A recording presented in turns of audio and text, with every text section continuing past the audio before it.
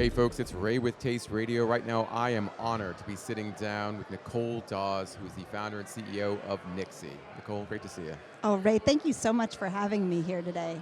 And where are we here today? We're here in New York City That is correct. for BevNet Live Summer 2024. And I got to tell you, this place is exciting today. Yes. We're expecting about 700 people attending the show. You are one of the 700, but I would say that you're a VIP of the group because you've been in CPG for many, many years now. You've been a beverage entrepreneur for going on six years, I want to say. I don't know. I think every year as a beverage entrepreneur is a little bit like a dog year. So is it 6 or is it 40? I don't know. The way Nicole looked at me when I said 6, she's like, no, I've been in this business for a long, long time. So, but it's fun because I think beverage entrepreneurship for me, and I started at BevNet in 2011, the people that are in this business are so crazy passionate about what they're doing. The idea of creating something that people can drink on a daily basis, something that you can have as a refreshment beverage or with a meal. I mean, there's something really special about beverages in particular as a consumable, if I can use that word. You drink a lot of beverages in a day. Yeah. I mean, previously I had late July snacks. Right. And tortilla chips you do eat a fair amount. But a box of crackers, you're maybe buying one a month or, the velocity is quite a bit slower. Right. But with beverage, you can drink 5 beverages a day easily. Yeah. And, it's obviously a very fast-paced, exciting part of the CPG business. It's a heavy business, too. It's heavy. Going from late July, where you have your tortilla chips, your snacks. Very light. Very light. You can ship them. Oh, it's just like light, fluffy, airy, and you get pallets and pallets of beverages. It's a very heavy business. Well, I realized that the other day when we're launching a new thing today here at BevNet, actually, and I was carrying 3 of the cases the other day, and I thought, oh, this will be easy. And then I got about 100 yards into this operation. I thought, 3 cases of beverage is actually quite a bit heavier than 3 cases of snacks. Yes. But you have help, which yes, is good. I do, yeah. Yeah. You mentioned a new product line that you're launching here at BevNet. I saw it at Expo West. Yes. I tried it at Expo West. Delicious product. It is your new line of zero-sugar sodas. That's correct. Yes, the next evolution of Nixie. Correct. Yeah. What's so special about these sodas other than the fact that they're zero sugar? Because there's a lot of zero-sugar sodas out there. So what I'm most proud of about these, and honestly, I've been doing R&D for almost, I think over 30 years, if you don't count the cookie company I had when I was 12, which makes it a little longer. But and I've been working with organic ingredients for my entire career. And I can honestly say creating these zero-sugar sodas certified organic was one of the most challenging things I've ever done in my career. And I think part of what I kind of pride myself on and what I've really tried to achieve is, I want to make sure that organic products have a similar taste experience to a conventional. Because I don't think we're ever going to move our industry forward if the products don't taste like what people are expecting. And a little bit of this comes from my mom at a health food store in the 70s, and I think I have a little bit of PTSD about those days when natural food products just, they had a real connotation of not tasting great or having like some weird component. Right. And so I've spent my entire career trying to create organic products that really rival their conventional counterparts. And nobody has done that for diet soda. We're 70 years into diet soda, and we're still dealing with products that are have questionable ingredients, and nobody's been able to really deliver the taste experience of a conventional diet soda for organic consumers. So we've spent the last year working on this R&D and making sure these products were exactly the way I wanted them to be, because I really believe that just because I care about the environment and my health doesn't mean I want the products to taste different. I still want them to have that same experience that people are expecting. So that's what I'm really proud of here. I think we have put forward a product that is going to really give conventional diet sodas a run for their money. I would say so. I've tried the cola. It's amazing. Thank you, Ray. I would never think to call it a diet soda, though. And it's funny because we were just talking about how many beverages people typically drink in a day, and I think about the Diet C, I'll just say it, Diet Coke. People are fiends for Diet Coke, and getting them to switch from their product, because it is their product in so many ways, to something different is really hard. And I think, again, the positioning of a low-calorie or zero-calorie soda is something that a lot of people love. They just don't want to drink their sugar. They don't want to drink their calories. But again, it's really hard to get people to switch. I mean, how do you think, how you were attempting to convince people to make that switch? Well, obviously it's really hard. We're an emerging brand. You know, we don't have a big advertising budget. You know, I think one of the most important ways that we're going to try to convert people is just by working with our retailers. You know, our retailers are amazing ambassadors for organic food. You know, we're actually launching these nationwide with Sprouts, and they've just been an incredible partner. You know, people who are walking into Sprouts, you know, they're expecting to see a product that, you know, is free from questionable ingredients. Sure. And, you know, so, I mean, I can't tell you how many people that I've talked to since, you know, I started working on these that, you know, people have said, yeah, I used to love, you know, the big one, but I stopped drinking it because, you know, because of all the questionable ingredients that are in it, and I just, you know, I don't feel like that's compatible with the kind of food and I want to put into my body. So I do feel like there's a lot of people out there that are like me that, you know, want these products, but, you know, they just aren't willing to drink what the conventional brand has to offer. And, you know, one of the things as an emerging brand, you know, we don't have to be all things to all people. It's a $10 billion category. You know, we just have to be all things to the people who care about what I care about. And there's enough of us out there to be a sizable business. I mean, typically natural food products will be, you know, 10 to 15% of the conventional. I mean, that's huge. It is huge. But in our business, that of CPG, the end game is always in the back of your mind. At least it is for most entrepreneurs I know. Thinking about, okay, well, how do I really scale this? How do I think about getting this in the hands of everyone? But, you know, at this point, yes, Sprouts consumers, Whole Foods consumers, you know, natural retail consumers are the ones that are going to be looking for these types of products. But when you think about the big opportunity, perhaps even a Coke or Pepsi or you know, DPS, which is now Keurig Dr. Pepper, as a strategic partner. I mean, do you ever think about that, or is that something that's just let's stay focused on what we're doing right now, and you know that will come later? I mean, I think the best thing to do. I mean, I obviously scaled Late July and we sold it, but the thing is that all you can do to create a brand that hopefully will last forever is to build a strong brand. And I mean, I'm excited to see Late July. I actually just read they grew 26% this year. I mean, it's still performing, and you know that's what I want to do with Nixie. I want to create a brand that resonates with a lot of consumers, that continues to put out strong growth year after year, and has a foundation to back that up. And you know, I think that's what I need to focus on, and you know, a strategic partner, you know, if and when that comes along, will come along because of the strong brand that we've built and the foundation that it's resting upon. The brand is amazing. When I first saw Nixie, I thought, okay, this looks very differentiated from other sparkling waters that I've seen in the past. One of the hardest things I think about that, though, is like you can have the best brand, best looking brand, most polished, most attractive label, but you're still in a category that is extremely competitive and has a lot of players with a lot of deep pockets. How are you evaluating, or how did you evaluate that opportunity in sparkling water, and how are you making your way through it? Because Nixie is well distributed. You are one of the, in my opinion, best independent sparkling water brands out there. So how have you kind of navigated this humongous, highly competitive category? Was it something that, okay, we have a plan, we're going to stick to it, or is it very much, we just got to go with the flow?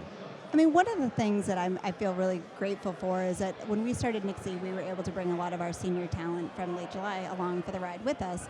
And, you know, I think that we have probably one of the best retail execution teams in the biz. You know, I mean, we've built our brands around retail partnerships. And, you know, we've always been, when we partner with the retailer, we do what we say we're going to do. We uphold our end of the bargain. And, you know, we've been doing that for a long time. So, you know, when we go out into a retailer, we don't do it until we're prepared to support that exactly the way it needs to be supported.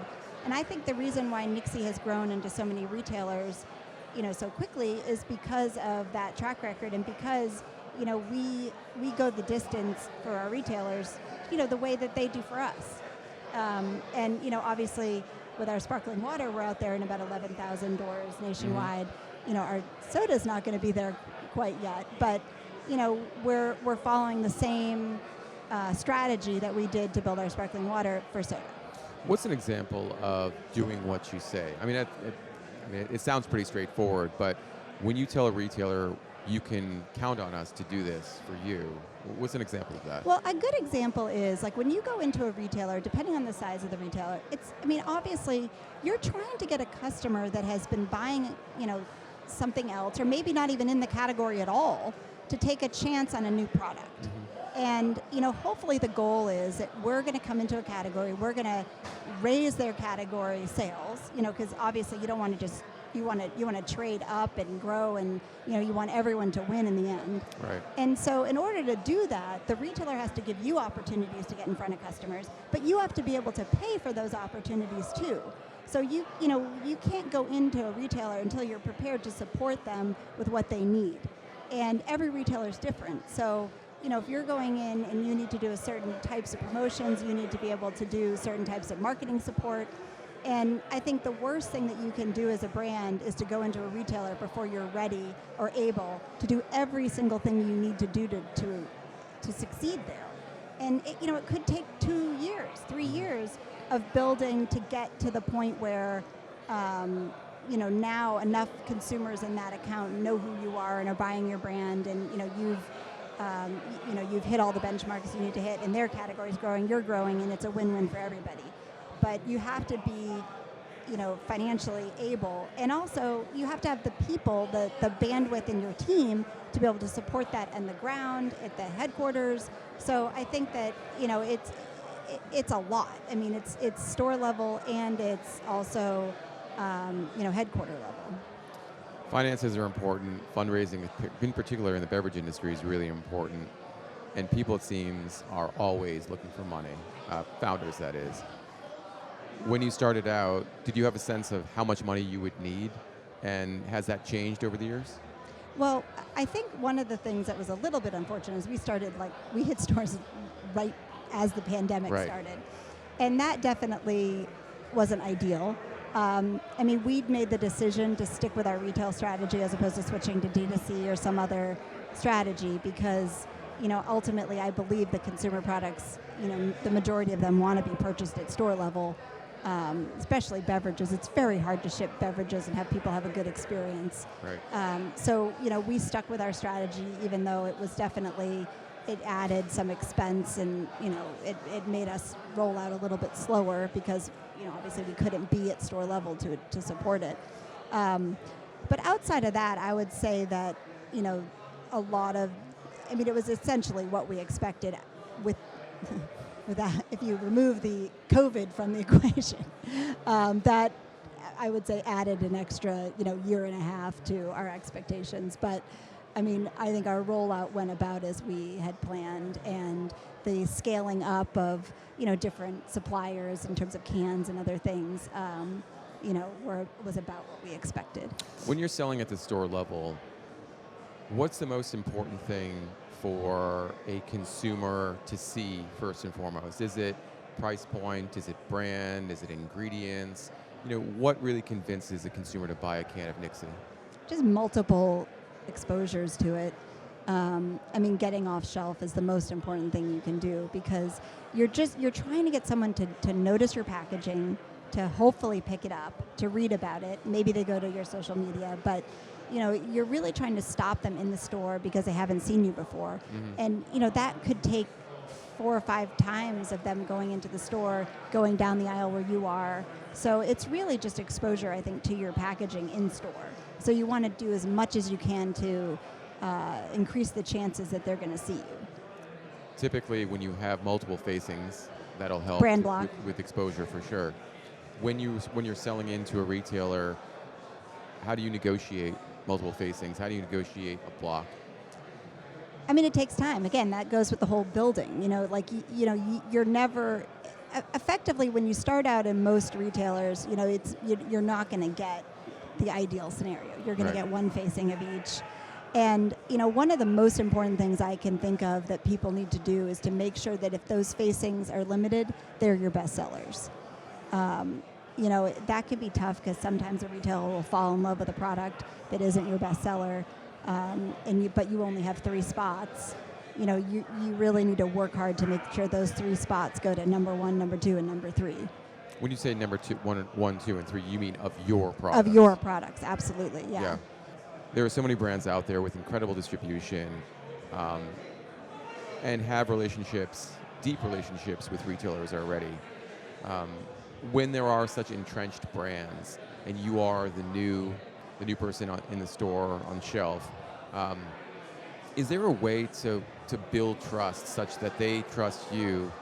And again, I know we talked a little bit about this, which is do what you say you're going to do. But is there another way for you to sort of build a similar relationship that they have without the kind of muscle that strategics and established players already have? I mean, again, it is really difficult because you're at an enormous disadvantage. If someone's been working with somebody for years, obviously they're going to know what that brand does and they're Right. going to rely on it. But and that's where it comes into just again, you absolutely always have to follow through, and when given opportunities, take advantage of them. I think field support is incredibly important. Store level, getting to know the people who are actually out there building displays and working in the stores is invaluable. And it takes time, but eventually, if you make sure that your product stays in stock, which isn't the easiest always, and you're supporting the stores not just at the headquarter level but also at the store level, you're going to build those relationships and your brand will grow with time. So I want to unpack 2 things you said there. Field support is expensive. Typically, if you are at a certain level, it's outsourced, and you've got to find people that you can trust to manage your brand well at that level. Are you, when you start out, you're probably doing a lot of this in-house, but as you continue to grow, how do you think about finding the right companies to partner with such that they are on the same level, almost an extension of your company, and that you're completely in line and balanced with your goals and objectives? I think it's like with anything else. You really can't leave those relationships up to chance or up to, you need to get to know people. And, in every major market, we have our own Nixie team members that are out there in the field with merchandisers. And, so any job that a merchandiser is going to do, we're going to do too. So that, I actually think that the store level relationship is one of the most important in our business. And, we take it that seriously. So, we're always in the field. How many field sales representatives do you have that actually work for Nixie? We have 5. Okay. And then we marry those up with our other salespeople. Mm-hmm. And I mean, there's someone outside of our field team. We have our senior team is in the field too, or I'm in the field. I mean, someone's in the field all the time because I cannot emphasize enough the importance of knowing what's going on at store level. Taking advantage of the opportunities that are presented to you, that's something else you said. But I want to contrast that with being ready for retail and being ready for those opportunities. I just sat down with the founder of this Better For You candy bar company called Harkin. Harkin Sweets, they're phenomenal brand. And 4 months after she launched, Katie Lefkowitz, who's the founder, has gotten the brand into 3,500 Walmart stores. And I asked her, Nicole almost cringed when I said that because, again, yeah, of course, as an early stage founder, how are you prepared for that? How are you going to support that at store level? How are, even if it is next to Snickers bars and Twix bars and in the ideal place in the store for candy bars, it's not like someone's going to see that and be like, oh, I should, trade up and buy this automatically. You've got to introduce, educate, make people aware of what you're doing. So in her case, she said she's buttoned up and she's ready to go. But I think I would be freaked out about that opportunity. I would say, okay, yes, I would love to do this, but am I really ready for it? And I think that's a question that a lot of people struggle with. I see founders and entrepreneurs who will say, oh yeah, Sprouts is offering me this opportunity to be in all of their stores nationwide. I'm like, that's amazing. Are you going to be able to support the brand nationwide with a 2-person team? So, how would you advise early stage founders to be prepared for those opportunities and to say yes even when, they might not be 100% ready? That is such a tough, that is the eternal question, I think, for CPG founders is, when do you say yes, when do you say no? And, Walmart is Nixie's doing a test right now in Walmarts, but we're only doing 100 in California because I felt like, I could comfortably support that level of a launch. I cannot emphasize enough the importance of testing things and going slow in certain scenarios if you're not 100% that you're capable of supporting it.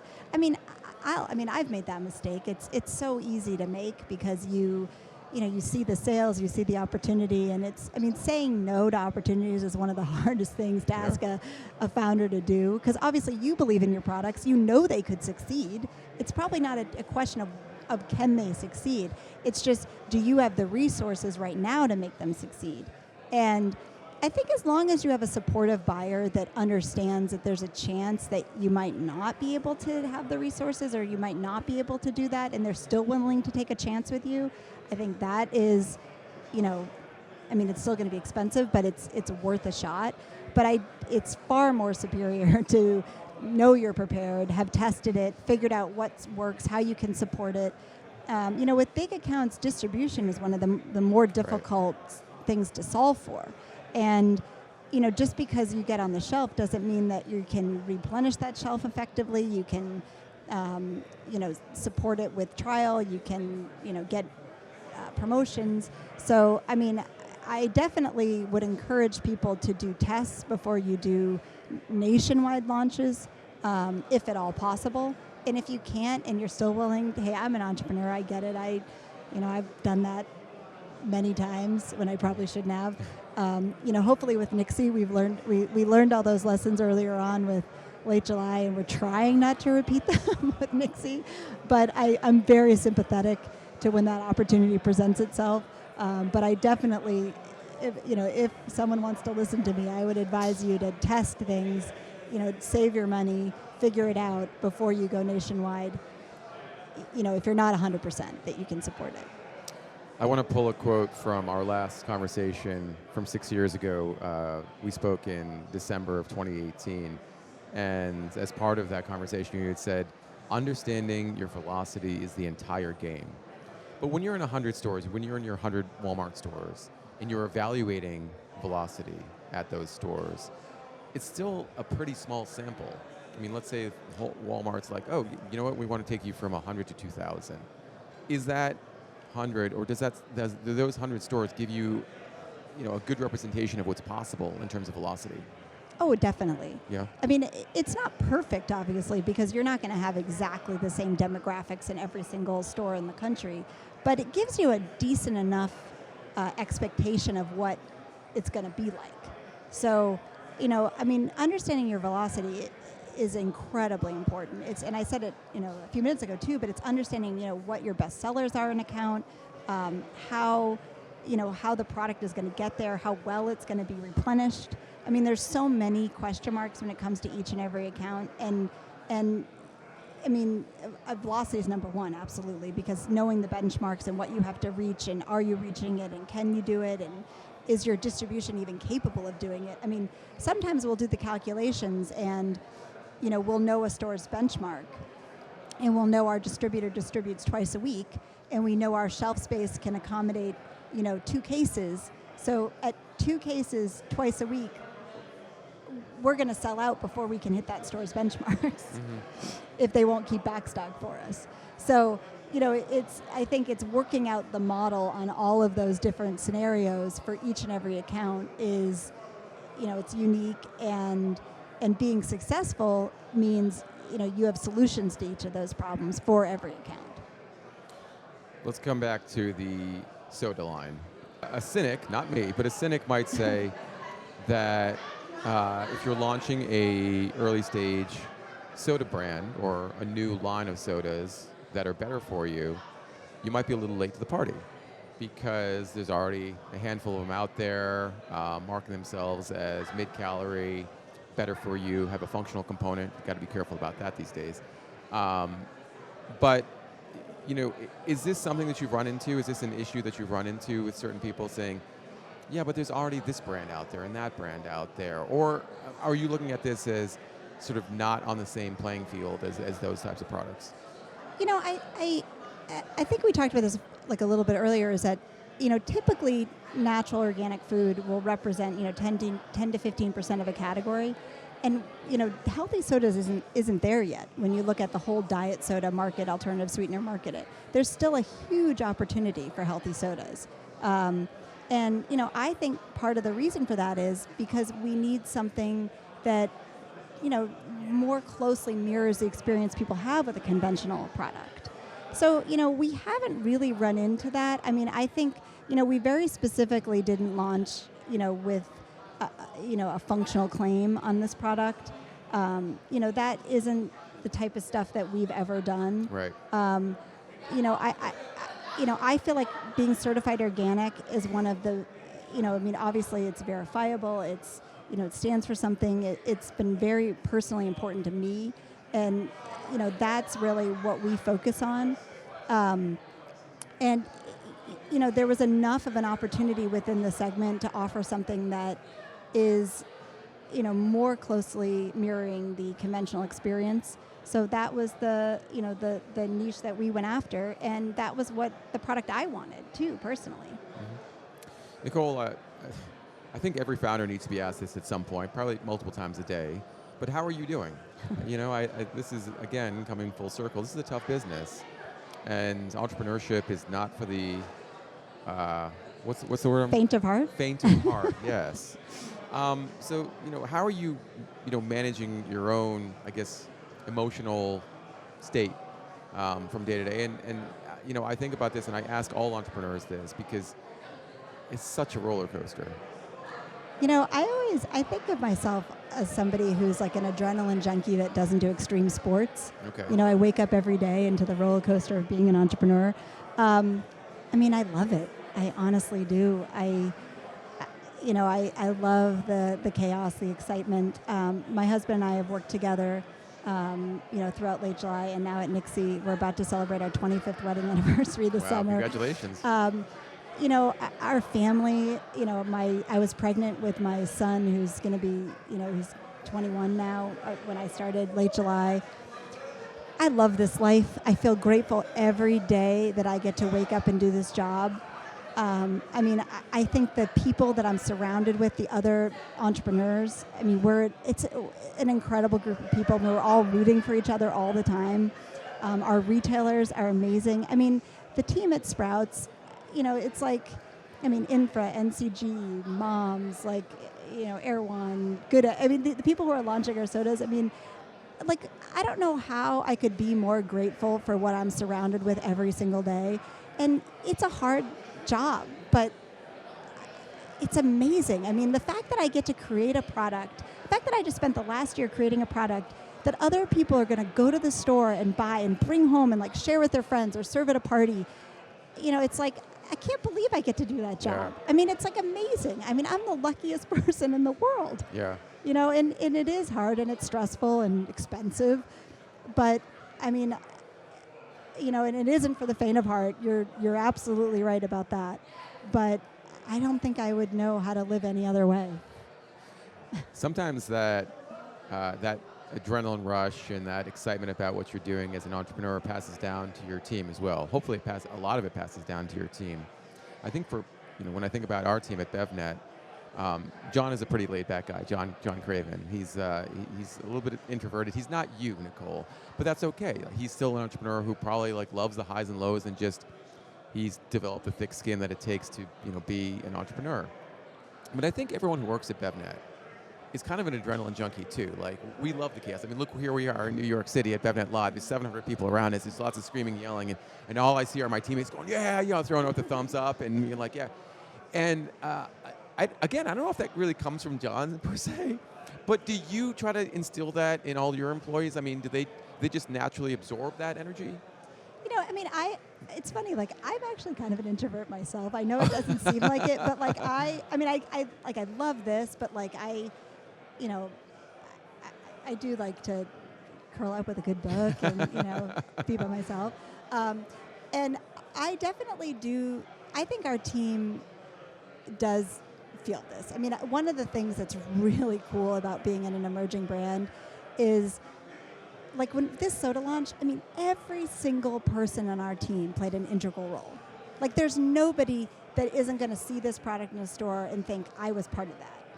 And, I mean, that's an incredible feeling. Like, and for some people on our team, this will be their first product launch, which is the most exciting, probably.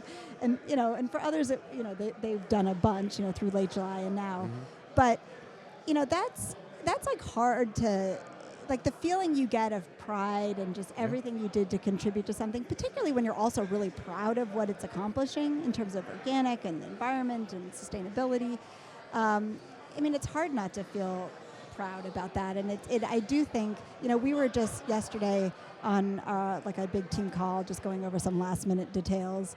And believe me, there were a lot for today. And, just everyone was reflecting on their own kind of part of this launch. And, the nerves that, like, I'm feeling today. And you could see it kind of everybody with this, like, nervous excitement. And, I mean, as a founder, that just feels awesome to see, just to see the ownership that everybody has. I mean, even just, like, getting the shipment, from our first production run that I was at last week to BevNet today. There, like, one person, like, watched that shipment to make sure that it got here, and she reported in, like, shipments arrived, like, we handed it off, and I mean, that's like, each one of those roles is individually so important, but collectively, hopefully, will make a successful launch. Do you hire everyone? I mean, do you give final say on everyone who gets hired for Yeah, Nixie? I do. I mean, I'm part of the interview process for everybody. I mean, I don't do the whole interview process, obviously, but I like to at least meet everybody that's going to be part of the team, because there is no, and I did that, honestly, I mean, right up until the end of late July, too, because every team member is important. And no matter what your role is, I don't hire people that I expect to kind of cap out where they are. Like, every person I hire, I want to help them get to wherever they can go in their career. And it's important for me to know where they want to go in order to help them get there. So, not everybody knows the day they get hired out of college, obviously. Mm-hmm. But if you keep in touch and you find out, like, oh, my goal is to be in operations, or I want to be a, CMO, or whatever it is, the more I know about that, the more that we can stay close and make sure that they actually get there. So I do like to be part of it, because I think it's important for everybody to know that I care about their contributions to the company. And I also want them to feel comfortable communicating with me. Mm-hmm. Sometimes I forget that in some environments, like, you're not supposed to communicate with the CEO. Like, because I just assume that people would... How do you mean? Well, like, if you're at a big company, like, you wouldn't, like, email or text the CEO of, like, your big giant company necessarily. Probably not, no. And, so when people come to us, they might not know that it's okay, to text me 24/7 if they have a problem or if they need something, so I'd like to kind of out of the gate make sure they know that it's, there's no piece of information that they think is important that they shouldn't share with me. I mean, I'm not going to, they don't have to, but if they want to, I want to make sure that they know that that line of communication is open. Yeah, I mean, I think that's so important to have that open line of communication. I think it's also important to make sure that your team knows that they can operate independently and that you trust them to do the right thing most of the time. But I think building trust with your team takes time, obviously. But do you encourage sort of independent, I guess, thought and independent work such that they are, as much a part of, like, the entrepreneurial spirit and thought as, Yes, you are. Yeah, I mean, there's two ways that we look at that. I mean, one, I don't like people to have to own problems on their own. Like, I never want someone to feel like if something went wrong, like it was all their fault. You know what I mean? Like, we're a team, so when things go wrong, like, we should help each other. Like, I don't want someone to, like, be wallowing in a problem and be too afraid to reach out. So that's, like, part of it. But I also, every time someone says, well, what do you think? Like, my first question is always, well, what do you think? You know what I mean? Yeah. Because I want people to start feeling comfortable, like, having opinions. And it's okay if their opinion isn't the same as my opinion. In fact, my husband and I work together. We'll often not agree on, like, something because, it's important for the team to see that there's not one way. There's not one solution, and obviously I don't have all the answers. And, you should feel comfortable. I mean, like, everyone has to feel comfortable sharing what they think is the right direction. It doesn't mean we're going to necessarily do it, or do my way, but like open communication and dialogue and, getting people, I think one of the most difficult things to do with particularly like junior talent that's coming in is getting them to trust their opinions, and it's something like I've learned over, my long career, but is that, when you say like it's instinct, well, it's not really instinct. It's 30 years of experience that is telling me what the right answer is. Right. I mean, you could call it instinct, but it's not really instinct. And training people, when they're new in their career to start to recognize, what's a guess and what is experience, and trusting that feeling of, I've done this a few times. I feel like that's the right answer. I should, push for that solution, and kind of getting people to trust themselves enough to like stand by something is, I think, an important part for anybody like new in their career. Yeah, I mean, being able to make a decision, have an opinion, and be able to back up that opinion with good information. Correct. Is really important. Yeah, I do think though, I like that. Like, I want my team to also know that we're in it together. Sure. You know what I mean? Like, one of the things is like if something goes wrong or if, there's a challenge, like we're going to all support each other, and it's like that's okay. There's no like weakness in needing help either. Yeah, for sure. I know there's a lot of people who are not employees of Nixie who definitely want to talk to you on a regular basis. Do you do a lot of mentorship? Do you mentor entrepreneurs? I mean, I have an open line of communication with a lot of entrepreneurs, and I mean, I always feel like just because someone's newer at the entrepreneur game than I am, it isn't to say we can't help each other, right? So, I mean, I definitely have a network of a lot of entrepreneurs that we regularly, text each other. I mean, anybody who I've ever talked to or offered any advice to knows they're welcome to text me virtually anytime, and I'll get back to them. And I would say I have a pretty extensive network of like, more, newish entrepreneurs and a lot of people that have been doing it for a long time. And sometimes we just need, a friendly ear to bounce something off of. The one thing I have learned over the years is most entrepreneurs do kind of already know the answer. They just want to validate it with somebody. Right. And, I feel pretty excited. I mean, the group in the network that I have, with regular communication relationships with is pretty awesome. There's some incredible people, and I mean, I've always done that.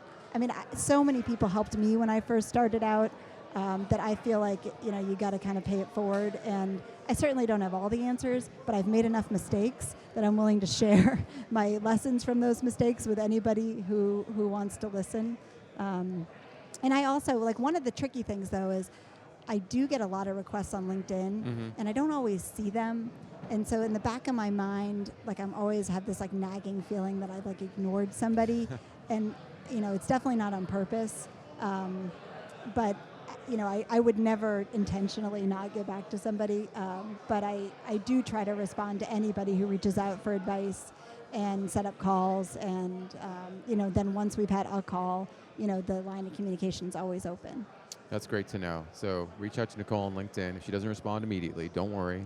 She'll get back to you. She hasn't seen it. Or perhaps you can reach out to me or someone else from BevNet, and we'll try to make that connection as well. Definitely, yeah. Actually, anytime someone from BevNet does reach out with someone, I've always set up calls, and there you go. But I'm always so impressed with what entrepreneurs already know. They just think they want my advice. They already know the answer. Okay. Well, I know the answer to what I'm going to be drinking for the rest of the day, and that's Nixie's cola. There's 0 calorie. Excuse me. There's 0 sugar soda. Is it 0 calories? Yeah, 0 calories, It's 0 both. sugar. Yep, It's both. everything. Okay, outstanding. So you have 5 a day? Is that what you said? Well, currently, yes. Currently, yes. Okay. Well, I think I'm going to have 3 today. Okay, perfect. Yes. There's 40 milligrams of caffeine from green tea, so organic caffeine. I'm definitely going to need all 40 in every single can to make it through the rest of this day, so I need it.